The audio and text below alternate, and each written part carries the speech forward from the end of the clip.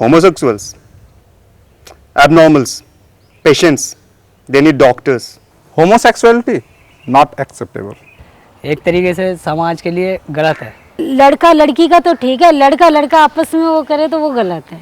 और लड़की लड़की आपस में शादी करना ये गलत है, लड़का लड़का आपस में शादी करना ये भी गलत है। लड़की और लड़का एक साथ अपने संबंध मिलाना चाहते हैं वो सही है, अगर लड़का लड़का आपस में शादी करेंगे वो गलत है। अगर किसी के बीच में ये है तो ये उसमें कोई प्रॉब्लम नहीं। मैं उसके अगेंस्ट नहीं हूँ होमोसेक्सुअलिटी के। किसी के साथ जीना चाहता है तो उसको रोका ना जाए। गे या लेस्बियन मैं इसको प्रेफर नहीं करता, ना मैं कहूँगा कि समाज इस चीज़ को अपनाए।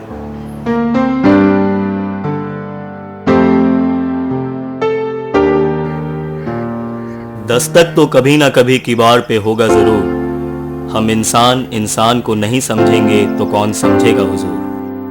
Now 377 as an article is a kind of an antique thing that persisted with us in Indian society, which basically was kind of a part of a British morality which came to us through colonial infiltration of this culture. And in law, of course, it criminalized homosexuality. Its scrapping was important.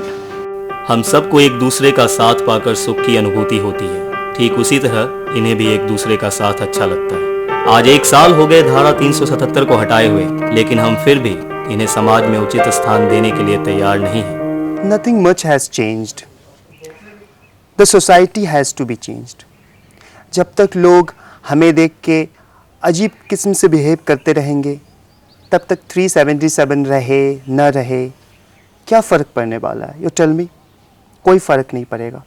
हमारे समाज में आप जानते हैं कि ये एक debatable issue है, बहुत बड़ी संख्या में इसके बारे में लोगों की ओपिनियन बटी हुई है, लेकिन ये है कि मैं ये समझता हूँ कि अगर कोई गे है, कोई लेस्बियन है तो उसको अधिकार होना चाहिए वो रहे। इनको खुशी साथ रहने में मिलती है, इनकी खुशी साथ रहने में ही है। ये हमसे और हमारे समाज से अलग नहीं है। हम हमेशा से प्रेम के पक्षधर रहने का दम भरते आए हैं, तो फिर इनका प्रेम हमें स्वीकार्य क्यों नहीं? It's been found invariably that most societies have practiced various kinds of sexualities and sexual practices. Very early texts that you can find are in the Athenian society, where homosexuality was a very important concern. It was a concern that invoked various sense of aesthetics, various sense of ethics in the societies.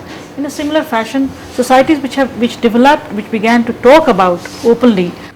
हम लोग को law से कोई फ़ायदा नहीं हुआ, क्योंकि law implement होने से या हटने से क्या होगा? जब लोगों के अंदर एक्सेप्टेंस ही नहीं है तो वो लॉ क्या करेगा उसमें? हम लोग कुछ भी करते हैं तो उस पर पिन पॉइंट करी जाती है कि ये चीज़ गलत है, ये ऐसे नहीं होना चाहिए सोसाइटी में। हम लोग को तो वो एलियंस की तरह ट्रीट करते हैं। हम कितना समझाएंगे उन्हें कि we are part of it, we are part of our society, but still if they don't take us seriously तो उसमें अब हम तो कुछ नहीं कर सकते। God have given us this kind of nature, so we can not change ourselves.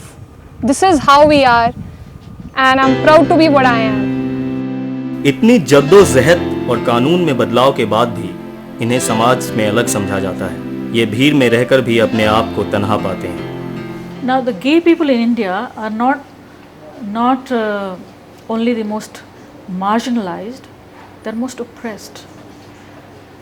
And I think that the methods of including them in a normal society would be the same which would be for including any oppressed group in the society. आज जरूरत है तो इनकी भावनाओं को समझने की और इन्हें समाज की मुख्य धारा में शामिल करने की। हम इन्हें केवल इसलिए नकार नहीं सकते क्योंकि इनकी लैंगिक प्राथमिकताएं हमसे अलग हैं। यह भी हमारी तरह बुद्धिमान और मेहनती हैं और अपना काम बखूबी निभा सकते हैं।